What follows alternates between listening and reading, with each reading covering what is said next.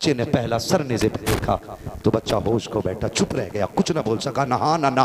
बच्चा देखता रहा, हुसैन, कासिम, अकबर, अब्बास और मोहम्मद सर। लेकिन जब बच्चे ने असगर का सर देखा तो वह ये सोचने लगा जिस उम्र में मुंह में दूध होना चाहिए था लहू निकल रहा है। उसने कहा बड़ों से लड़ने का मतलब समझ में आता है, आखिर इस 6 माह के असगर ने क्या बिगाड़ा होगा। ये सोच के बच्चा गिरने लगा ना, गिरते गिरते उसने दामन थामा। बाप ने समझा शायद दूल्हा करीब आ गया है। तब तक सरों का काफिला जा चुका था। सबसे आगे इमाम ज़ैनुल आबिदीन, पीछे सैयदा ज़ैनब हज़रत फिज़ा के साथ है। जैसे ही सैयदा ज़ैनब की सवारी आ रही है, अब वो नाबीना कहता अली का सदका अता करो, नबी का सदका अता करो। जैसी इतनी बात उसने कही है, सैयदा ज़ैनब की चीख निकल गई, सवारी रोक दी है। अम्मा फिज़ा आज पहली बार किसी ने बाबा का नाम लिया है। कहो इससे एक बार और मेरे बाप का नाम ले, एक बार और बाप का नाम ले। हजरत फिज़ा ने कहा एक बार और कहना। उसने फिर कहा अली का सदका अता करो, नबी का सदका अता करो। हजरत ज़ैनब की आंख में आंसू है। अम्मा इससे कहो ना, फिर से कह दे, आज बड़े दिनों के बाद किसी ने अली की बात की है, कहो ना अम्मा। कहा फिर कहो। उसने फिर कहा अली का सदका अता करो, नबी का सदका अता करो। सैयदा ज़ैनब ने कहा अम्मी इस बच्चे को बुला के पूछो ना ये क्या चाहता है। अम्मा फिज़ा ने बुलाया, कहा बेटे बात क्या है। कहा नस्लों से भीख मांगते आ रहे हैं, यहाँ इसलिए खड़े रहते हैं, बड़े काफिले गुजरते हैं ताकि घर बार का गुजारा हो जाए। सैयदा ज़ैनब ने कहा अम्मी इससे कहो वो जिस सवारी पे मेरी सकीना बैठ के आ रही है उसके पैर के नीचे की मिट्टी हटा के देख ले, इसकी जरूरत पूरी हो जाएगी। बच्चे ने दौड़ लगाई है, हजरत सकीना के ऊंट के कदम के निशान की मिट्टी हटाई है, सोना चांदी का ढेर निकल आया है। भाई बेटी बेटी होती है, खुदा का वास्ता वो भी बेटी है जो आपके घर में पैदा हुई है और वो भी बेटी है जो निकाह के बाद आपके घर में आई है। दोनों बातें याद रखिएगा। बेटी बेटी होती है, मैंने बात कही, बेटे जायदाद के वारिस होते हैं, बेटियां बाप के दुखों की वारिस होती हैं। बाजू इमाम हुसैन आ गए। बेटी ने कहा ना गोद में ना उठाए, ये तेरे बाजू थक चुके हैं।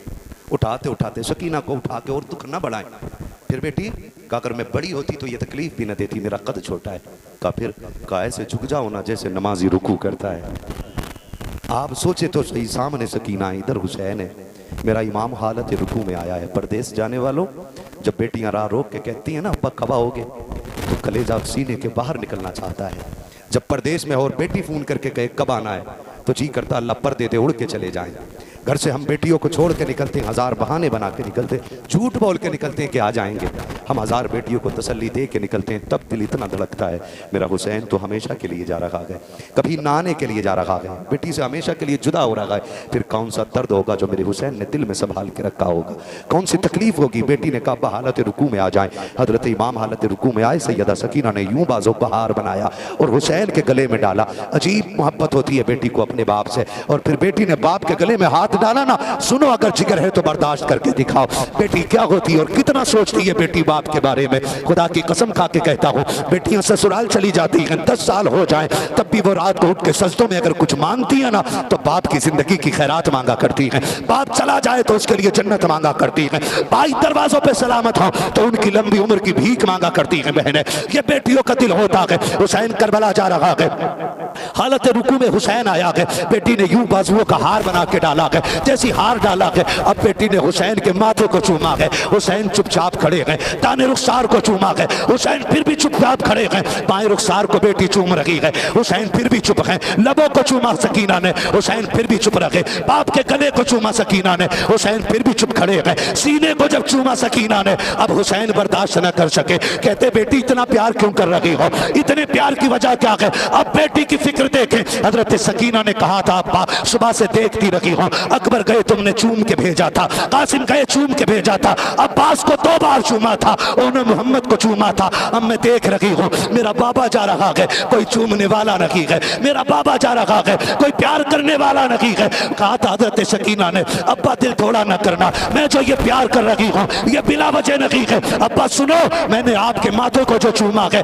ये मेरा बोसा नहीं था, ये नाना मुस्तफा का बोसा लिया है। दाने रुखसार को चूमा है, ये दादा अली का बोसा है। बाएं रुखसार को चूमा है, दादी फातिमा का बोसा था। हुसैन तू अकेला नहीं है, तेरे लबों को चूमा चाचा हसन का बोसा था, तेरे गले को चूमा है। अब्बा वो मेरा बोसा है, ये कह के रुक जाती है। अब्बा जैसी इतना कह के रुकी है। हुसैन कहते हैं बेटी ये तो बता दे सीना क्यों चूमा। मेरा इमाम से इतना कहता है, बेटी हाथ जोड़ के कहती है अब्बा न पूछो बर्दाश्त न कर सकोगे, अभी अपनों की जुदाई का गम कम नहीं है, शहीदों के लाशें बिखरे पड़े रहे हैं। अब्बा ना पूछे ना। मेरे इमाम ने कहा बता तो बेटी। अब बेटी बता रही है अब्बा अगर पूछना चाहते हैं तो सुने। रात जब आप बैठ करके भाई अकबर से बातें कर रहे थे, मैं भी बैठी थी, मेरी आंख लग गई थी, ख्वाब में तेरी मदीने वाली सुगरा आई थी। उस बेटी ने आकर के कहा था सकीना जब दोपहर का वक्त होगा, बाबा करबला जा रहे होंगे, तू सबके बदले का प्यार करेगी, अपनी सुगरा को न भूल जाना। जब तू सबके बदले का प्यार कर चुके तो मेरे बदले में बाबा के सीने को चूम लेना। ये जो बोसा लिया है तेरी सुगरा बेटी का बोसा है। फरमाया बेटी अच्छा खुदा के हवाले है। सुख सकीना ने कहा था अब्बा कुछ तो कह के चले जाओ। मेरे इमाम ने ना कोई शेर पढ़ा था, ना कोई वसीयत और नसीहत की थी, बल्कि ये कहा था, आपने फरमाया था इन्नल्लाह मअ साबिरीन, अल्लाह सब्र करने वालों के साथ है। ये कह के मेरा इमाम घोड़े पे सवार हुआ। फरमाया जा बेटी मैं करबला जा रहा हूँ, मैं सजदा करके शरीयत बचा के दिखाऊंगा, तुम पर्दा करके फातिमा की तहारत बचा के दिखा देना।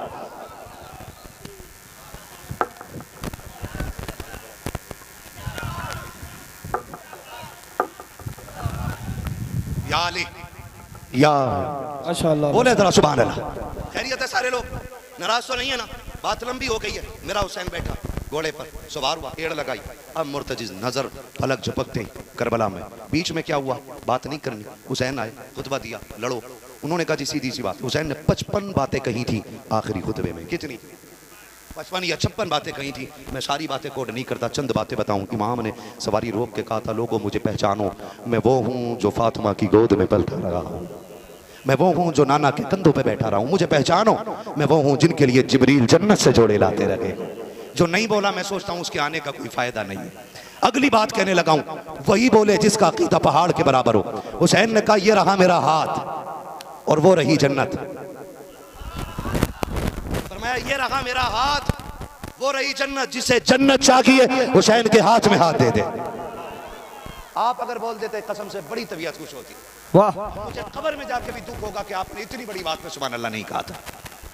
फरमाया जिसे जन्नत चाहिए मेरे हाथ में हाथ दे दे।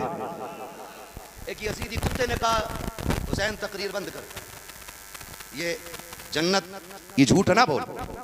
तो अब आपको आया गुस्सा, मुड़ के देखा उधर जिधर हुर की लाश पड़ी थी। फरमाया मैंने हुर को जन्नत दे दी है। कहने लगे ये कैसे हो सकता है, ये अब तक हमारे साथ तलवार, हमारे साथ रोटी पानी, हमारे साथ जन्नत ही कैसे हो गया? आपने फरमाया हुर तू बता। 3 मरतबा हुर की लाश से आवाज आई, हुसैन जो कह रहा है वही सच है, मैं जन्नती हूं, मैं जन्नती हूं, मैं जन्नती। फरमाया हाथ में हाथ दो, अगर यहीं जन्नत ना दिखा दूं तो नबी का नवासा ना कहना। इस खुतबे से टांगे कांप गई, लोग उनके हाथों से निकलने लगे। तो अब वो बहक गए आमिर इब्न साद। उसने कहा लोगों बातों में ना हो। फरमाया नहीं मानोगे? नहीं, बह दिया सर। फरमाया आओ फिर अली का शेर देखो। फिर 3 दिन का भूखा प्यासा जब तलवार लेके झपटा ना तो जिधर मुंह कर देता सफों की सफे पलट देता है। ऐसी तलवार चली कि 2172 यजीदियों को फना फिन्नार किया हुसैन ने। कितने? 2172 यजीदियों को जहन्नम में धकेला। और तलवार रुकती कैसे? आज बाजू हुसैन का था मगर तलवार तो जुल्फ़िकार ही थी ना। बाजू हुसैन का था। तैयारी करके जब निकले ना, सर पे इमाम हसन का अमामा, कमर में पटका इमाम हसन का, कंधे पे चादर नाना मुस्तफा की, हाथ में तलवार अली मुर्तजा की। अब जब करबला में तलवार चमकी है और सर कट के गिरने शुरू हुए हैं, अमर इब्न साद वो खला गया। उसने कहा अगर तलवार ना रुकी अकेला 22,000 को काट के जाएगा, तारीख लिखी जाएगी। 3 दिन के प्यासे ने 22,000 काट दिए थे। अमर इब्न साद ने कहा मैंने पहले की इब्न ज़ियाद से कहा था 22,000 फौज क्यों भेजी है? उसने कहा था डर क्यों रखे हो कि 22,000 काफी है। अल्लाह अकबर, तारीख गवाह है। हुसैन की तलवार ने चल के बता दिया। क्या सोच रहे हो ये अली की तलवार है जो बदर में चली थी तब भी बेमिसाल थी, खैबर में चली है तब भी बेमिसाल है, उहद में चली है तब भी बेमिसाल है, खंदक में चली है तब भी बेमिसाल है, और करबला में चल रही है अब भी ये आवाजें आ रही है। शाके मर्दा शेर यज़दा कुव्वत परवरदिगार ला फता इल्ला अली ला सैफ इल्ला जुल्फ़िकार। नारे तकबीर, नारे रिसालत। रिसालत मसलके आला हजरत जिक्र शुहदाए करबला, जिक्र शुहदाए करबला, अल्लामा मुफ्ती हम्माद रजा साहिब किबला, नारे तकबीर, नारे रिसालत। कहा रोको तो किसी ने कहा ये बड़े पक्के नमाजी हैं, ये नमाज कज़ा नहीं करते। कहा फिर कहा अजान पढ़ दो। एक कुत्ते ने खड़े होकर पीछे से अजान पढ़ी। हुसैन ने ये भी न देखा पढ़ने वाला कौन है। अजान सुनी, तलवार रुक गई। सीधी सी बात, अजान सुनी, तलवार रुक गई। अमर इब्न साद ने कहा मौका है अब गिरा लो। इतने तीर, इतनी बर्छी, इतने भाले मारे गए कि मेरा इमाम जख्मों से चूर चूर होकर के सीन से ऐसे नीचे आया जैसे रहल से कुरान नीचे आ गया हो। मेरा इमाम नीचे आया, वजू लहू से किया, सजदे में सर रखा और फिर कुत्तों ने पहले 10 बंदे आए हुसैन को शहीद करने के लिए, लेकिन हिम्मत ना हो सकी। फिर 40 बंदे इकट्ठे होके आए। फिर वो शिमर वलईन जिसने हुसैन के गले पर, गर्दन पे उल्टी तरफ से 22 बार खंजर के किए। जानते हो हम गले की तरफ से जानवर को इसलिए ज़िबा करते हैं ताकि लहू की नसें जल्दी कटें और तकलीफ कम हो। उन कुत्तों ने गर्दन की तरफ से इसलिए काटा था ताकि हुसैन को दर्द ज़्यादा हो। लेकिन सलाम हुसैन तेरी इबादत पे। अकबर, कासिम, अब्बास सारे लाशें धूप में पड़े। खुद सजदे में आके कह रहा रज़ी तु बिक़ज़ाई का, अल्लाह मैं तेरे रज़ा पे राज़ी हूँ। अल्लाह मैंने अकबर दे दिया, तू क्या कह रहा है? कासिम दे दिया, तेरी क्या मर्जी है? अब्बास दे दिया, तेरी क्या मर्जी? सारे दे दिए। अब हुसैन सर लेके आया, पता तेरी क्या राय है? अब आवाज़ आती है, या अय्यतुहन नफ्सुल मुतमइन्ना इरजिई इला रब्बिकी राज़ियतम मरज़िय्या फदखुली फ़ी इबादी वदखुली जन्नती। पूरी तहर में ये आवाज़ गूंज रही थी, इसकी जुर्रत पर अली शेर खुदा को नाज है, इस नवासे पर मोहम्मद मुस्तफ़ा को नाज है। सजदे तो सबने किए, इसका नया अंदाज है, इसने वो सजदा किया जिस पर खुदा को नाज है। कत्ले हुसैन असल में मर्गे यजीद है। इस्लाम जिंदा होता है हर करबला के बाद। मेरा इमाम शहीद हुआ, एक करबला 10 मुहर्रम की शाम खत्म हो गई, दूसरी करबला 10 मुहर्रम के बाद शुरू होती है। एक करबला वो है जिसके इमाम को हुसैन कहा जाता है और दूसरी करबला वो है जिसके इमाम को ज़ैनब कहा जाता है। ये याद रखिए, जहां से हुसैन ने जिम्मेदारी छोड़ी वहां से ज़ैनब ने जिम्मेदारी संभाली है ना। हैदर की तरह बोलेगी और शेर लगेगी। ये शेर की बेटी है सवा, शेर लगेगी। ये शेर के मक्तल में हुसैन इब्ने अली को सुकून था, ज़ैनब को अली बनने में क्या देर लगेगी, है ना। फिर वो घड़ी आई कि पूरी जिम्मेदारी सैयदा ज़ैनब ने संभाली। करने को तो बहुत सारी बातें, सिर्फ एक बात बताऊं, 72 नेज़ों पे 72 सर, सबसे आगे इमाम हुसैन का सर, पीछे अली अकबर, कासिम अब्बास के सर, कैदियों में सबसे आगे इमाम ज़ैनुल आबिदीन, और जो सबसे छोटा मकतूल है, जो सबसे छोटा शहीद है, जिसे असगर कहती है दुनिया, उसका सर सबसे पीछे नेज़े पे था। तवज्जो है ना? बहुत गौर से सुनिएगा, मैं बहुत जल्द बात करने लगा हूँ। इस साल की सबसे लंबी तकरीर मेरी हो गई है। एक साल 1 घंटे से ज्यादा बात नहीं करता हूँ, अब 2 घंटे के पार सुई जाने वाली। अल्लाह आपको सलामत रखे, और बड़े अच्छे लोग हैं, बस ये बात पूरी कर लूं, है ना। तैयार है सारे लोग? जो तैयार है नारे का जवाब दें, नारे हैदरी। ऐसा लग रहा है महफिल शुरू हो रही है। ऐसा करो, एक बार खाना खा लें फिर शुरू हो जाएंगे। सारे तैयार बैठे ना? करबला है, 72 नेज़ों पे, जोर से 72 साल, 56 औरतें, 26 बच्चे कैदी बने। नबी की बेटियों को ऊंट की नंगी पीठों पे डाला गया। वो जिनके इशारों से हम गुनाहगारों के पैरों की बेड़ियां टूटेंगी, वो जो झोली फैलाएंगी तो अल्लाह जन्नत के दरवाजे खोलेगा, वो जो बोलेंगी तो फरिश्ते भी गर्दन झुका के जिनके लहजे को अदब से समात करेंगे। आज वो कैदी बन के जा रहे हैं, वो कैदी बन के जा रहे हैं। सुने जरा, बताने लगा हूं, कोई मजबूर ना कहना, कोई मजबूर ना कहना। ये काफिला जब चलने लगा, बड़े दुखों से गुजरा है काफिला, बड़ी तकलीफों से गुजरा है काफिला। यकीन करें 10 मुहर्रम को अहले बैत ने वो दर्द नहीं देखे जो 10 मुहर्रम के बाद देखे। करने को बहुत सी बातें हैं। जब काफिला गुजरने लगा तो आगे आगे सबसे पहले यजीद अमर इब्न ज़ियाद के कहने पर ढोल बजाने वाले थे। एक शहर से जब काफिला गुजरने लगा ना, एक बच्चा अपने बाप के साथ या दादा के साथ चौक में खड़ा था। वो बंदा नाबीना था, भीख मांग रहा था, भीख मांग रहा था। बच्चा इसलिए रखा था उसने कि ताकि अगर कोई दूल्हा या बड़ी पार्टी आए, अमीरों की आए, तो वो इशारा करके कह देता कि बड़े लोग आए। तो जब बड़े लोग देखता तो बड़ा सदका दे के भीख मांगता। उसने जब देखा ढोल की आवाज़ है, उसने कहा कि लगता है बारात आ रही है। बच्चे ने कहा अब्बा लग तो मुझे भी रहा है। जैसी वो काफिले ने मोड़ मोड़ा, नए कपड़े, नया ढोल और बड़ी शान से ताज पहन के बजाते हुए आ रहे। बच्चे ने देख कर कहा अब्बा बाराती सारे अच्छे कपड़ों में, लगता है शान वाला कोई दूल्हा होगा। बाप ने कहा सुन, जब दूल्हा करीब से आए ना तो मुझे इशारा कर देना दूल्हा आ गया है, वरना ढोल के शोर में आवाज नहीं जाएगी। उसने कहा ठीक है जी। लेकिन बच्चे ने यह वादा उससे कर लिया। बच्चा देख रहा है, लेकिन जानते हो जहां से ढोल की लाइन खत्म हुई वहां से सरों का समंदर शुरू हुआ। जब बच्चे ने पहला सर नेज़े पे देखा तो बच्चा होश को बैठा, चुप रह गया, कुछ ना बोल सका, ना हाँ ना ना। बच्चा देखता रहा हुसैन, कासिम, अकबर, अब्बास, ओनो, मोहम्मद सर। लेकिन जब बच्चे ने असगर का सर देखा तो वो ये सोचने लगा जिस उम्र में मुंह में दूध होना चाहिए था लहू निकल रहा है। उसने कहा बड़ों से लड़ने का मतलब समझ में आता है, आखिर इस 6 माह के असगर ने क्या बिगाड़ा होगा। ये सोच के बच्चा गिरने लगा ना, गिरते गिरते उसने दामन थामा। बाप ने समझा शायद दूल्हा करीब आ गया है। तब तक सरों का काफिला जा चुका था। सबसे आगे इमाम ज़ैनुल आबिदीन, पीछे सैयदा ज़ैनब हज़रत फिज़ा के साथ है। जैसे ही सैयदा ज़ैनब की सवारी आ रही है, अब वो नाबीना कहता अली का सदका अता करो, नबी का सदका अता करो। जैसी इतनी बात उसने कही है, सैयदा ज़ैनब की चीख निकल गई, सवारी रोक दी है। अम्मा फिज़ा आज पहली बार किसी ने बाबा का नाम लिया है। कहो इससे एक बार और मेरे बाप का नाम ले, एक बार और बाप का नाम ले। हजरत फिज़ा ने कहा एक बार और कहना। उसने फिर कहा अली का सदका अता करो, नबी का सदका अता करो।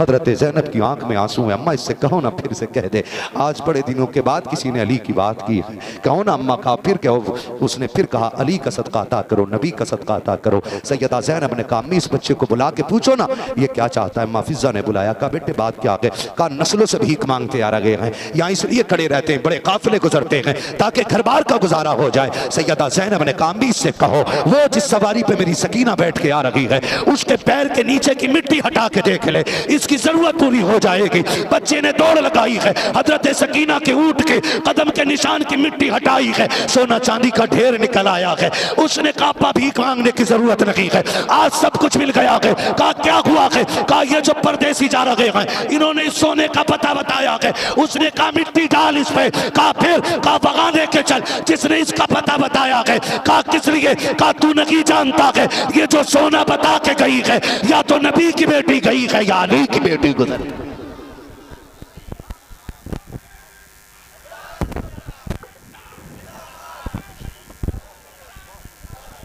या तो अली की बेटी गुजर के गई है या नबी की बेटी गुजर के गई है। इनको मजबूर ना कहना।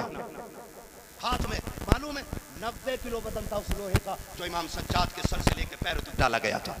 कितना 90 किलो वजन। और ये जो गले में पड़ा था ना घेरा, इतना वजनी था, इसने गोश्त काट के हड्डियों तक पहुंच गया था। ये आप चलते थे तो हर कदम पे कहते थे अल्लाह अल्लाह अल्लाह।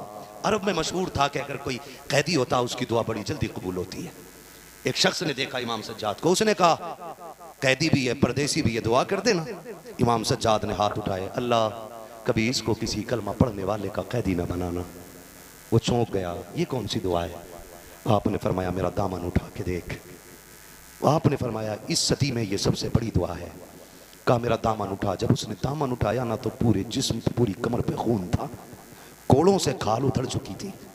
फरमाया जो कैदी बन के जा रहा है उसके घर में कलमा उतरा है, जो कैदी बना के ला रहे हैं ये मेरे नाना का कलमा पढ़ने वाले हैं। कहा सज्जाद ये जख्म क्यों। कहा रुकता हूं तो कोड़े लगते हैं, चलता हूं तो जख्म दुखते हैं, अल्लाह किसी को ऐसा कैदी ना बनाए। ये इमाम सज्जाद ने कहा था। सफर चल रहा है, इसी आलम में कुछ जगह पर यजीद की मुखालफत शुरू हो गई कटे सर देख के। बात बहुत बड़ी हुई, लेकिन बस मैं एक बात बताना चाहता हूं। यजीद ने हुक्म दिया आप शहरों से ना निकालना वरना लोग आवाज खिलाफ खड़ा कर देंगे। कहा जंगलों से घुमा के लाओ। अब जब जंगल से ये काफिला निकला, एक खातून अपनी गोद में सोना लिए खड़ी है,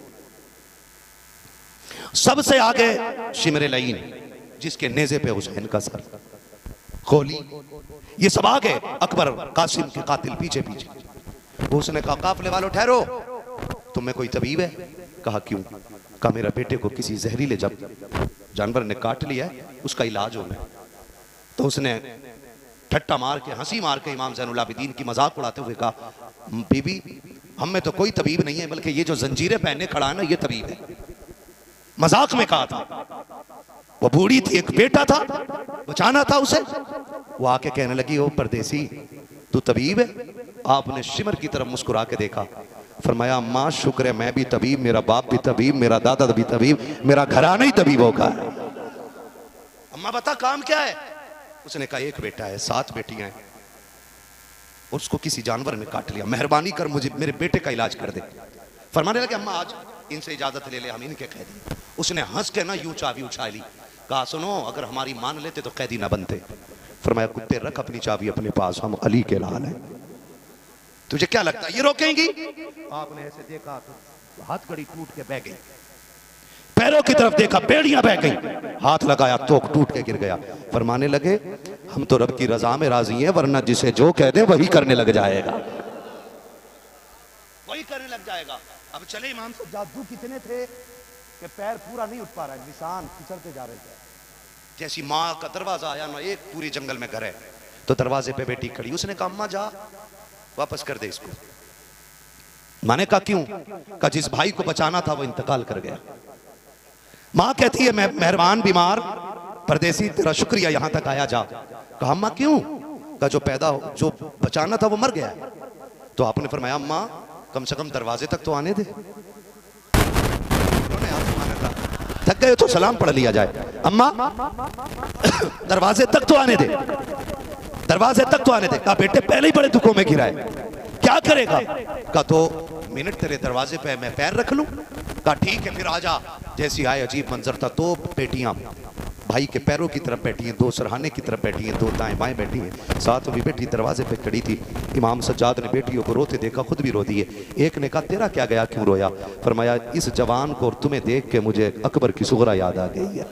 वो क्या समझते? कहा मैं सोच रहा हूँ मदीने जाऊंगा तो सुगरा को क्या जवाब दूंगा। इतना कहा फिर आगे बढ़े। आपने देखा चादर पड़ी है, आपने चादर हटाई। फरमाया नादान भाई बहनों को रुलाया नहीं करते हैं, देख बहनें रो रही हैं। इतना कहा वो उठ के बैठ जाता है, उठ के बैठ जाता है, उठ के बैठ जाता है। जैसे उठ के बैठा खातून कदमों में आ गई, कौन आ गया है मेरे घर, कौन हो, कहाँ के रहने वाले हो? अम्मा ये न पूछ बता सोना कितना था। तो शिमर ने लेकर के मेरा सौदा किया, वो सोना कितना था? अम्मा ने कहा 7 बेटियों का जेवर था। सब ने कहा था अम्मा सोना फिर बना लेंगे, भाई बच जाना चाहिए। सारा सोना बेटियों ने दे दिया। कहा वो सब चला गया? कहा हाँ। फरमाया जा मिट्टी भर के ले आ।